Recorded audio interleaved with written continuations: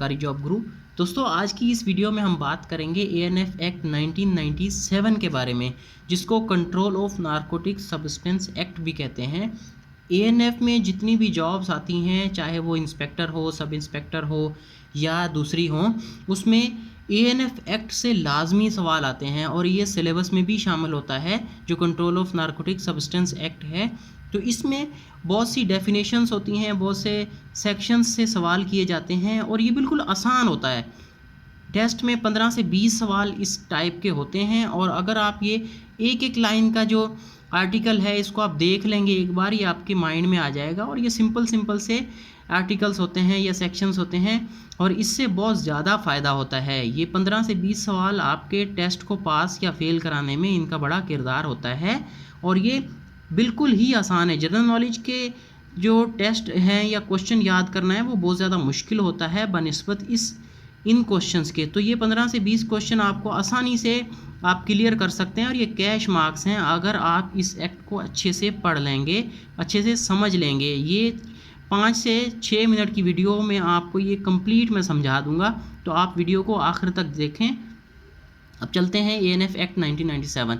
ये act sign हुआ था 12 अप्रैल 1997 में, यानी जो प्रेसिडेंट ने साइन किया था इसको।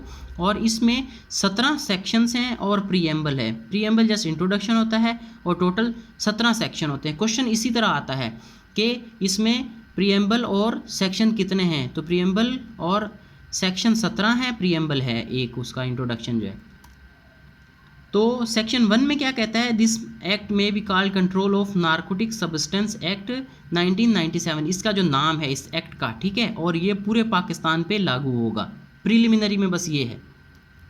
सेक्शन 2 में क्या है, डेफिनेशंस हैं। कोड का मतलब ये है कोड ऑफ क्रिमिनल प्रोसीजर 1998, यानी जहाँ पर भी इस एक्ट में कोड का वर्ड आएगा उसका मकसद ये है कोड ऑफ क्रिमिनल प्रोसीजर 1898। और फोर्स का क्या मतलब है, एंटी नारकोटिक्स फोर्स। तो ये इसकी डेफिनेशंस हैं।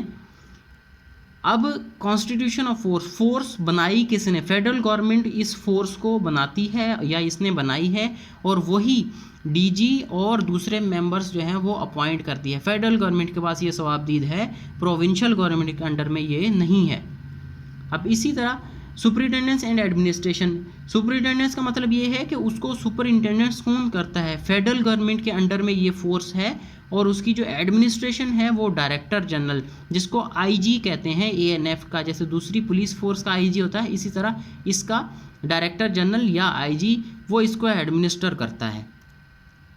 फंक्शन क्या क्या है फोर्स के, to deal with manufacture supply and assistance of drug. जितनी भी ड्रग्स बन रही हैं मुल्क में, ठीक है, उसकी मैन्युफैक्चरिंग को वो उससे डील करना, मॉनिटर करना, सप्लाई को, ठीक है। और उसके अलावा अगर कोई नारकोटिक्स जो है वो हम देखते हैं कि गैर कानूनी तौर पर आ रही हैं, उनको जो है वो पकड़ना, ट्रेस करना और उसकी जो इन्फॉर्मेशन है वो इंटेलिजेंस इदारों को देना और उनसे जो है वो लेना कि ये सब्सटेंस जो है कॉन्ट्राबैंड सब्सटेंस ये यहाँ से जा रहे हैं, इनको पकड़ा जाए, ठीक है। लाइजन विद अदर एजेंसीज, दूसरी एजेंसीज के साथ कांटेक्ट में रहना, उनसे इन्फॉर्मेशन लेना, उनको देना। जैसे एफआईए वाले हैं या दूसरे हैं, ये एयरपोर्ट पे काम कर रहे होते हैं, एयरपोर्ट से चीज़ें बाहर जा रही होती हैं, उनको पकड़ते हैं।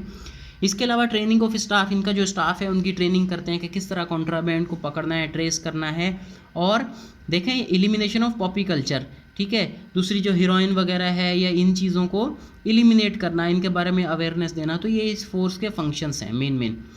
पावर क्या क्या है, ये क्या कर सकते हैं, कहीं पर भी जाके सर्च कर सकते हैं, किसी बंदे को अरेस्ट कर सकते हैं, वहाँ पर अगर कॉन्ट्राबैंड्स हैं उनको सीज़ कर सकते हैं, पकड़ सकते हैं, अपने जो है वो हवाले कर सकते हैं और इंक्वायरी कर सकते हैं किसी भी बंदे की, ठीक है। उसके बाद इनके पास एसएचओ जो पुलिस ऑफिसर होता है किसी भी इलाके का, उसके पावर्स होते हैं, ठीक है। और इंस्पेक्टर जो है वो अरेस्ट कर सकता है किसी भी बंदे को, या उसने कोई एक्ट किया हो, ठीक है, या इसको शक हो कि भाई ये बंदा जो है इसने कुछ ना कुछ ऐसा किया है, तो उसको अरेस्ट कर सकता है। ये इसके पास ये पावर होती हैं इंस्पेक्टर के पास। उसके बाद जो भी इसमें स्टाफ है उनका यूनिफॉर्म ज़रूर पहनना होगा। सेक्शन 7 में बस यही है, सिवाय मिनिस्ट्रियल स्टाफ के, ठीक है, जो मिनिस्टर वगैरह होते हैं, ठीक है, उनके अलावा।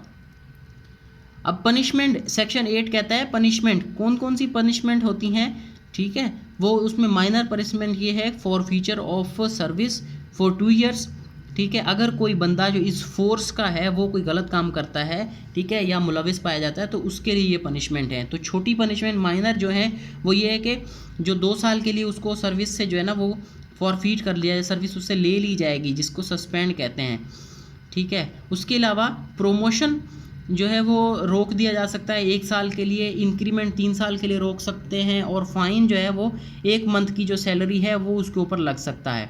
मेजर पनिशमेंट कौन कौन सी हैं? कंपल्सरी रिटायरमेंट, जॉब से निकाल दिया जा सकता है, रिटायरमेंट उसको दे दी जाएगी, या जॉब से निकाल दिया जाएगा, रिमूवल या डिसमिसल भी उसका हो सकता है, ठीक है। ये बड़ी पनिशमेंट है। अब ग्राउंड पर पनिशमेंट कब उसको सज़ा मिल सकती है, उसने क्या किया होगा, ठीक है। इज़ इनएफिशिएंट और has ceased to be efficient, यानी वो सही से काम नहीं कर रहा होगा, इनएफिशिएंट होगा, ठीक है, ड्यूटीज़ को सही अंजाम नहीं देगा, या उसने कोई मिसकंडक्ट किया है, गलत काम किया है, किसी कॉन्ट्राबैंड में किसी की मदद की है, या कोई इन्फॉर्मेशन लीक की है, मिसकंडक्ट है यानी ये, और करप्ट है यानी पैसे वगैरह लेता है, या अपनी ड्यूटी को सही सार अंजाम नहीं दे रहा, ये भी करप्शन है, ठीक है। या engage suspected of being engage in subversive और नारकोटिक्स एक्टिविटीज़, या वो खुद नारकोटिक्स एक्टिविटीज़ में वो इन्वॉल्व है, खुद ऐसे कोई काम कर रहा है। अब जो भी मेंबर्स हैं या फोर्स के जो भी ऑफिसर्स हैं वो उनको पूरे पाकिस्तान में कहीं पर भी ड्यूटी लगा दी जाएगी, पाकिस्तान में या पाकिस्तान से बाहर भी भेज दिया जा सकता है, ठीक है। फिर उसमें उसको जाना होगा, जैसे शुरू में हम एक्नॉलेज करते हैं, लिखते हैं कि हाँ भाई मैं पाकिस्तान में कहीं पर भी सर्व करने के लिए तैयार हूँ, तो वो बात कर रहा है सेक्शन 13 में। अब मेंबर जो है वो पब्लिक प्रोसिक्यूटर हैं, ठीक है। All director, deputy director, assistant director shall be ex officio public prosecutor inspect of all offences relating to narcotics. Relating to narcotics यानी कोई भी ऑफेंस है नारकोटिक्स की, कोई भी बंदा लेके जा रहा है तो पब्लिक प्रोसिक्यूटर कौन से हैं? डायरेक्टर, डिप्टी डायरेक्टर या असिस्टेंट डायरेक्टर, ठीक है। ये कहीं पर भी उसका केस चला सकते हैं और सुन सकते हैं। इसको ये नहीं है कि अब जज के सामने पेश किया जाए, सिविल के सामने या दूसरों के सामने, मजिस्ट्रेट के, यही लोग जो है ना पब्लिक प्रोसिक्यूटर हैं। 15 में ये कहता है कि जो डायरेक्टर जनरल है वो अपनी पावर नीचे वाले डायरेक्टर को, ठीक है, वो दे सकता है, डिप्टी डायरेक्टर को या किसी इंस्पेक्टर को, किसी भी काम में, यानी कोई भी इंक्वायरी है या कोई भी कहीं पर भी कोई छापा मार रहे हैं, ठीक है, यहाँ पर रेड कर रहे हैं, तो वो डिप्टी डायरेक्टर जो है डायरेक्टर जनरल वो अपनी पावर डेलीगेट कर सकता है, वो रिटर्न में ये चीज़ देगा। इंडेमनिटी का मतलब ये है कि जो भी पब्लिक ये जो कर रहे हैं, काम कर रहे हैं, डायरेक्टर जनरल या दूसरे इंस्पेक्टर, ठीक है, कहीं पर भी, तो उनके सामने कहीं भी सूट या प्रोसिक्यूशन या कोई भी प्रोसीडर उनके खिलाफ नहीं की जाएगी, यानी कि उन्होंने ये काम गलत किया है, ये ऐसे क्यों किया है, या उनको सज़ा दी जाए, इस काम में उनको सज़ा नहीं दी जाएगी अनटिल और अनलेस वो गुड फेथ में ये काम कर रहे हैं।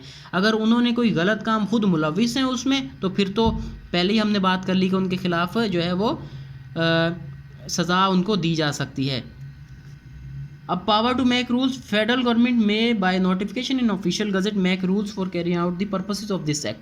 अब इस एक्ट को सर अंजाम देने के लिए या इसको लागू करने के लिए जो भी रेगुलेशंस, जो भी रूल्स बनाने पड़ेंगे वो कौन बनाएगा? वो फेडरल गवर्नमेंट बनाएगी और उसको नोटिफाई करेगी।